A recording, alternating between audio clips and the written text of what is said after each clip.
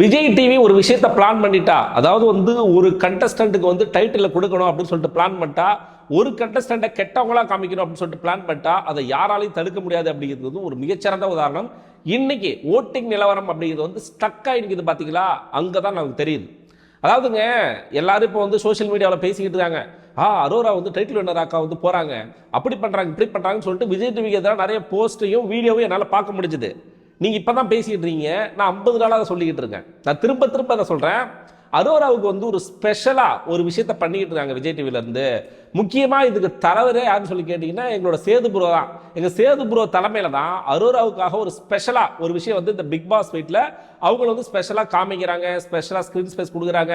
அவங்க ஒன்றுமே பண்ணலனா கூட அவங்களுக்காக ஒரு ஸ்க்ரீன் ஸ்பேஸை ஒதுக்கி அவங்களுக்காக ஒரு எலவேஷனை கொடுத்து ஒரு விஷயத்த பண்ணிக்கிட்டு இருக்காங்க அப்படின்னு சொல்லி சொன்னேன். இதை நான் ஒரு வாரமாக ரொம்ப ஆணித்தனமாக கத்திக்கிட்டு இருக்கேன். அப்போலாம் யாரும் கேட்காதவங்க இன்னைக்கு ஓட்டிங் நிலவரம் வரும்பொழுது அரோராவுக்கு மட்டும் போகுது, மற்றவங்களுக்கு போக மாட்டேங்குது அப்படின்னு தெரிஞ்சதுக்கு அப்புறமா தான் எல்லாரும் இதை பற்றி பேச ஆரம்பிக்கிறாங்க. அப்படி என்னன்னு சொல்லி கேட்டீங்கன்னா, 50 நாட்கள் வரைக்கும் ஒண்ணுமே பண்ணாத ஒரு கண்டஸ்டன்ட், 2வது வாரம் வெளியேற வேண்டிய ஒரு கண்டஸ்டன்ட் துஷார் வெளியேறும் பொழுது அவருக்கு பதிலாக அரோரா வெளியே போயிருக்கணும். காரணம் என்ன சொல்லி கேட்டீங்கன்னா, துஷாரை வெளியேற்றினதே 18+ கண்டென்ட் கொடுக்குறோம் அப்படிங்கிறதா துஷாரை வெளியேற்றிருப்பாங்க. அரோராவை இதுக்கு வெளியேற்றல, இந்த பண்ணதே அரோரா தான். அப்ப பேக்கப் பண்றானுங்க இவங்க. லிட்டரலா என்ன பிளான் பண்றானுங்கன்னா, வெளியில நெகட்டிவா இருக்கிற பீப்புளை கூட்டிட்டு நாங்க இவங்களுக்கு மறுவாழ்வு கொடுத்து இவங்களை புனிதரா மாத்த போறோம். இதுதான் பிக் பாஸோட கான்செப்ட். இது எப்படின்னு உங்களுக்கு புரியுதுங்கிறாங்க.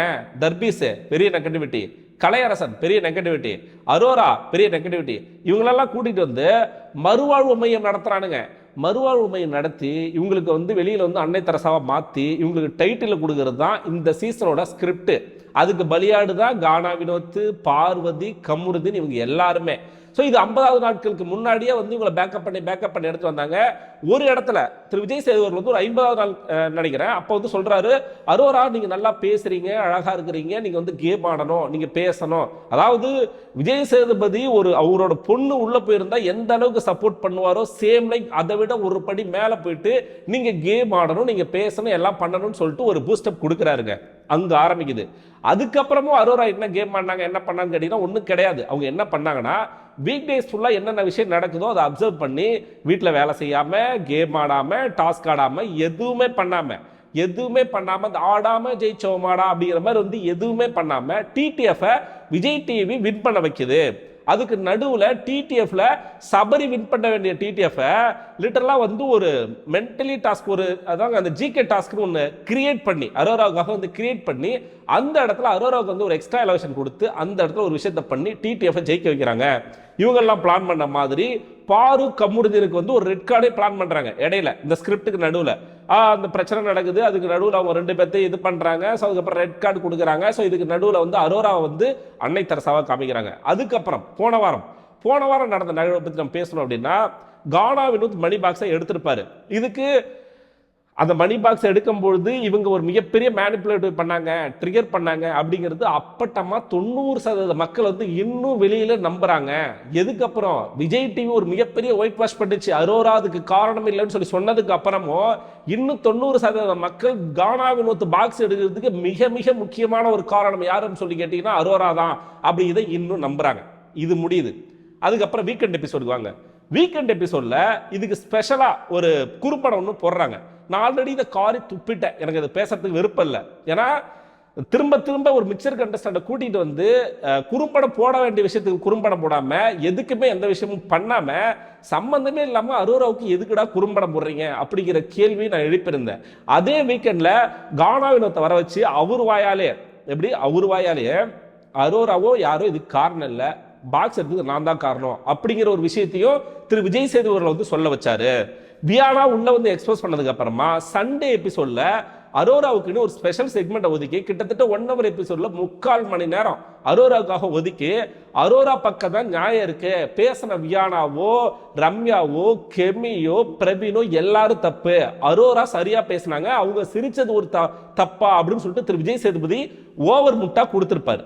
இது முடியுதுங்களா? திரும்ப வீக் டேஸ் வருது. நேற்றுக்கு மண்டேல நிறைய விஷயங்கள் நடந்துச்சு. நீங்க நல்லா உத்து கவனிச்சு பாருங்க. மண்டே எபிசோட்ல கிட்டத்தட்ட ஒரு 1/2 hour அரோராவுக்கும் துஷாருக்கும் ஒரு எக்ஸ்ட்ரா ஸ்கிரீன் ஸ்பேஸ் கொடுத்து அவங்க ரெண்டு பேத்தி ஹைப் ஏத்தி இவங்களோட காதலை வந்து ஷாஜகான் மும்தாஜ் அப்படிங்கிற ரேஞ்சுக்கு வந்து ஒரு பில்டப் பண்ணி ஒரு விஷயத்த பண்ணானுங்க. இப்போ நான் இதை சொன்னதை நீங்கள் வந்து டீட்டெயிலாக நோட் பண்ணுங்க. நான் வீக் 2ல இருந்து டே 15ல இருந்து அதுக்கப்புறம் போன வாரத்துல இருந்து ஸோ இந்த வாரம் வரைக்கும் எந்த அளவுக்கு விஜய் டிவி அரோராவுக்கு ஃபேவரட்டிசமா இருந்திருக்கு அப்படிங்கிறத இப்போ நீங்க புரிஞ்சிருப்பீங்க அப்படின்னு நான் நினைக்கிறேன். நான் ரொம்ப டீட்டெயிலாக பேசல, மேலோட்டமாக தான் சொல்லியிருக்கேன். அந்த விஷயங்களா ரொம்ப டீட்டெயிலாக பண்ணணும்னா நான் நிறைய விஷயங்கள் இருக்கு அரோராவுக்கு அவங்க ஃபேவரா பண்ணது. ஸோ இந்த மேலோட்டமா இவ்வளோ விஷயங்கள் வந்து ஃபேவரா பண்ணிட்டு வந்து கொண்டு வந்து விட்டாங்க நண்பர்களே. இப்போ இன்னைக்கு ஃபினாலே வீக்குங்க. ஃபினாலே வீக்கில் வந்து 4 நாட்கள் தான் ஓட்டு போட முடியும். அங்கே இருக்கிற 4 பேருமே மிக்சருங்க அப்படிங்கிறத வந்து நான் 100% நம்புறேன். எனக்கு எவன் ஜெயிச்சாலும் எனக்கு கவலை இல்லை.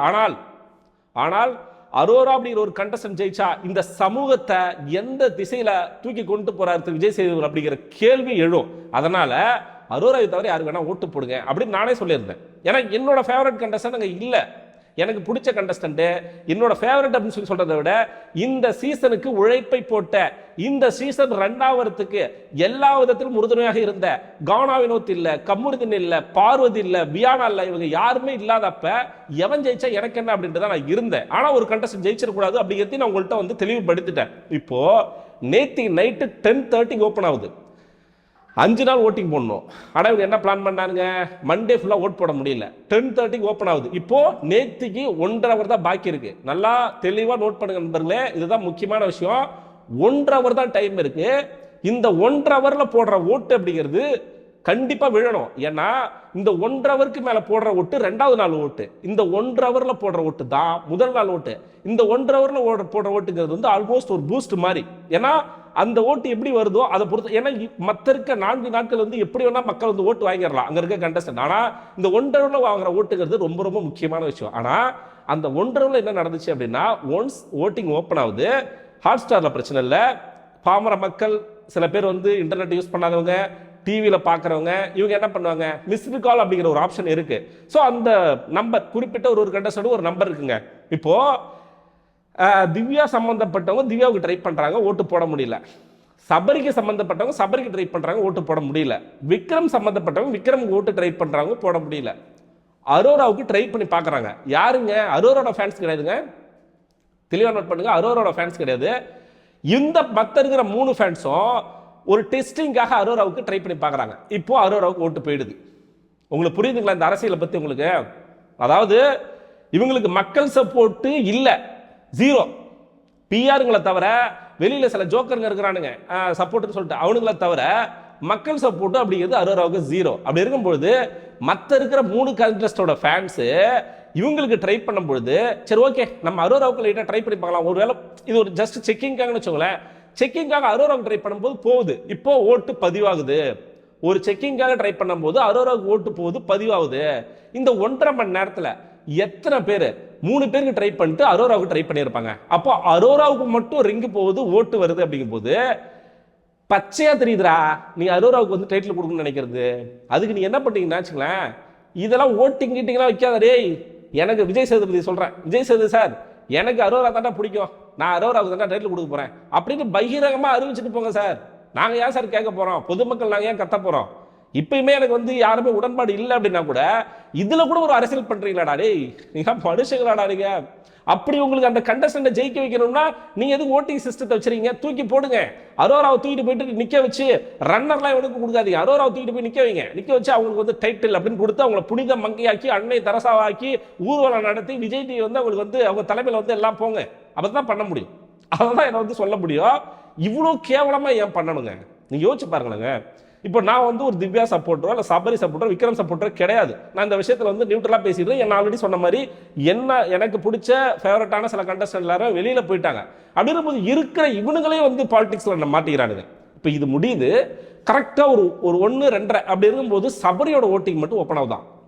எப்படியே சபரியோட ஓட்டிங் மட்டும் ஓப்பன் ஆகுது. அதாவது ஸ்டில் வந்து ஓட்டு போட முடியுது. இப்போ அந்த 1.5 மணி நேரத்தில் இந்த 1 டே ஓட்டிங் அப்படிங்கிறது முடிஞ்சிருச்சு. இப்போ இந்த 1.5 மணி நேரத்தில் அந்த 1 டே ஓட்டிங்கில் அரோராவுக்கு மட்டும்தான் ஓட்டு விழுந்திருக்கும், மற்ற எல்லாருக்குமே 0. எப்படி இருக்கு? அதாவது மிஸ்டர் ஓட்டிங்க சொல்றேன். டேய் உங்க அரசியல் இருக்கு பாரு, வேறமான தரமான வேற லெவல் சம்பவ அரசியல். இதை முடிச்சுட்டு 2:30 மணிக்கு சபரியோட ஓட்டிங் ஓப்பன் ஆகுதுன்னா இப்போ கிளியர் ஃபேவரட்டிசம்.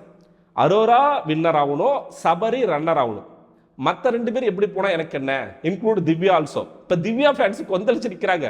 எனக்கு சிரிப்பு வருது. ஏன்னா இதே பார்வதி கமருதீன் வெளியேறும்போது இவங்கெல்லாம் என்ன சொன்னானுங்க, குழு குழுன்னு இருக்கு, ரொம்ப சந்தோஷமா இருக்கு, அப்படி இப்படி சொல்லி சொன்னாங்க. இதுதான் நிலைமை. விஜய் டிவி அன்னைக்கு அவங்களோட கண்டஸ்டண்டாக இருக்கக்கூடிய சாண்ட்ராவை காப்பாற்றுறதுக்காக பாரு கமுரு பலிகாடாகின மாதிரி இன்னைக்கு அவங்களோட ஃபேவரட் கண்டஸ்டண்டாக இருக்கக்கூடிய அரோராவை காப்பாற்றுறதுக்கு திவ்யா விக்ரம் வந்து பலிகாடாக்குறாங்க. சபரிக்கு 2வது ஓட்டிங் ஓப்பன் ஆகுது. இப்போ எனக்கு தெரிஞ்சு ஓட்டிங் ஓப்பன் ஆயிருக்கா என்னன்னு தெரியல, நான் செக் பண்ணல. பட் ஆனால் இந்த விஷயத்தை நம்ம பத்தி பேசணும். இதை பத்தி நான் ஆல்ரெடி பேசி பேசி எனக்கு தொண்டை தண்ணி வத்தி போச்சு. எனக்கு கத்தி கத்தி இதை சொல்லி மக்களுக்கு புரியணும் நண்பர்களே. மக்கள் இந்த விஷயத்தை வந்து அண்டர்ஸ்டாண்ட் பண்ணிக்கணும். எப்படி ஒரு அரசியல் பண்றாங்க. பிக் பாஸ் அப்படிங்கிறது ஒரு பொது நிகழ்ச்சி, பொதுமக்கள் பார்த்துக்கிட்டு இருக்காங்க. இது அவங்களுக்கு தனிப்பட்ட ஒருத்தவங்க வந்து பிடிக்குது அப்படின்னா அவங்களுக்கு அவங்க ஓட்டு போடுவாங்க. அப்போ நீங்க உங்களோட கண்டஸ்டன்ட் ஓட்டு போடக்கூடாது, நான் எப்படி எங்களோட ஃபேவரட் கண்டஸ்டன்ட்டை உங்க மூலமா ஓட்டு போட வைக்கிறேங்கிற பாரு அப்படிங்கிறது தான் இந்த ஒரு அரசியல். ஸோ அதுக்கப்புறமா இப்போ வரைக்குமே வந்து திவ்யாவுக்கு ஓட்டு விழுதா இல்லையா என்னன்னு தெரியல. ஆனால் இதில் பலியடாக்கப்பட்டது யார் சொல்லி கேட்டிங்கன்னா திவ்யா. பாவம், எனக்கு தெரிஞ்சு திவ்யாலாம் ஏதோ நிறைய பணம் செலவு பண்ணதா சொல்றாங்க. எனக்கு வந்து 100% தெரியல. இதை சொன்னா என்னோட நண்பர் ஒருத்தர் இருக்காரு, அவர் வந்து கோவப்படுவார். எப்படி காசு செலவு பண்ணாங்கன்னு சொல்லலாம் அப்படின்னு சொல்லிட்டு கொந்தளிப்பாரு என்னோட சக நண்பர், யூடியூபர்னு வச்சுங்களேன். ஸோ இருந்தாலும் இவ்வளோ செலவு பட்டு டைட்டில் அடிக்கா போயிருப்பா அப்படிங்கிற மாதிரி தோடிச்சு. ஏன்னா வந்து இன்னைக்கு வினோத்தனா எவிக்ஷனுக்கு அப்புறமா வந்து கொஞ்சம் மக்கள் ஆதரவு இருக்கு அப்படின்னு சொல்லி கேட்டீங்கன்னா திவ்யாவுக்கு அதனை மாற்றுக்கிறதுலாம் இல்லை. நமக்கு வந்து பிடிக்கல அப்படின்னா கூட ஒத்துக்கிட்டு தான் ஆகணும். திவ்யாவுக்கு வந்து ஓட்டிங் இருக்கும்பொழுது எல்லாம் பண்ணும்பொழுது ஏன் இந்த அரசியலை இங்க நடத்துறானுங்க, எந்த அளவுக்கு வந்து இவங்களோட ஃபேவரட்டிசம் அப்படிங்கிறது பீக்கில் இருக்கு அப்படிங்கிறத மக்களாகிய நீங்கள் முடிவு பண்ணுங்க. திரு விஜய் சேதுபதி அவர்களுக்கு எதிராக ஹேஷ்டாக் ட்ரெண்ட் பண்ணுங்க. இந்த ஓட்டிங்க திரும்ப நடத்த வைங்க. இன்னையில இருந்து இன்னைக்கு ஃபர்ஸ்ட் டே வாக்கி எனக்கு பரவாயில்ல, 3 நாள் ஓட்டிங் வருமா, 1 டே எக்ஸ்டெண்ட் பண்ண 4 நாள் ஓட்டிங் ஆக்கு, 4 நாள் ஓட்டிங்க திரும்ப முதல்ல இருந்து ஆரம்பிங்க. இப்போ நேத்திக்கு 1.5 மணி நேரத்தில் வெறும் அரோராவுக்கு மட்டும்தான் ஓட்டு விழுந்திருக்கு அப்படின்னா மற்ற 2 பேரை நீங்க எதுக்கு பலியாடா ஆக்குறீங்க அப்படிங்கிறதா என்னுடைய கேள்வி. ஸ்பெஷலா இன்னைக்கு பாருங்க, ப்ரோமோ 1 ப்ரோமோ 2 பாத்தீங்களாங்க. இந்த மாதிரி ஒரு கேவலமான ப்ரோமோவை இந்த சீசன் 9ல நீங்க பாத்திருக்கீங்களா?